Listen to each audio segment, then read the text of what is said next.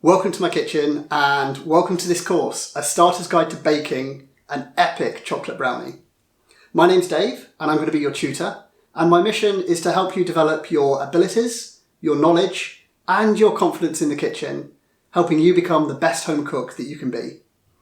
With your dedication to learning and my desire to see you grow, I know that from you just watching this intro video right now, that through this course you're going to excel as you learn about the ingredients you use to make your epic chocolate brownie, the steps you'll take to make and bake your epic chocolate brownie, the ways to serve and store your epic chocolate brownie, and of course, you only need to know how to store it if you've actually got some left over at the end. And finally, through this course, you'll learn some of the secret tips and tricks that I use that will help raise your chocolate brownie baking game forevermore. Now, I don't know if your friends and family are really quite ready yet just to experience how good your epic chocolate brownie is going to be, but I know that I'm ready to lead you through this starter guide to baking an epic chocolate brownie.